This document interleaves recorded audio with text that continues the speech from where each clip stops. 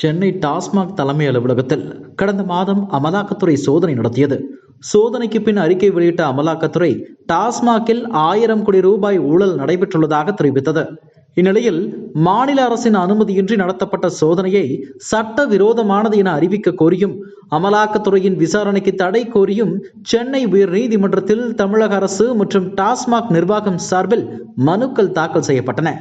இந்த மனுக்களை நேற்று விசாரித்த நீதிபதிகள் SM சுப்பிரமணியம், K ராஜசேகர் அடங்கிய அமர்வு டாஸ்மாக் வழக்கில் முதல் தகவல் அறிக்கை விவரங்களை தாக்கல் செய்ய உத்தரவிட்டது. இதனைத் தொடர்ந்து இந்த வழக்கு மீண்டும் இன்று விசாரணைக்கு வந்தபோது டாஸ்மாக் ஊழலில் அமைச்சர் செந்தில் பாலாஜி தொடர்பான ஆவணங்கள் தலைமை அலுவலகத்தில் உள்ளதாகவும் டாஸ்மாக் முறைகேடு மூலம் 1000 கோடி ரூபாய்க்கும் மேல் சட்டவிரோத பணப்பரிமாற்றம் நடந்தது சோதனையில் கண்டுபிடிக்கப்பட்டதாகவும் அமலாக்கத்துறை தரப்பில் தெரிவிக்கப்பட்டது.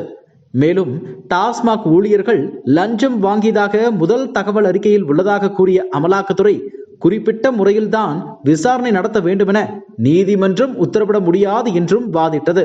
இதனை பதிவு செய்து கொண்ட நீதிபதிகள் வழக்கு விசாரணையை நாளைக்கு ஒத்திவைத்துள்ளனர்.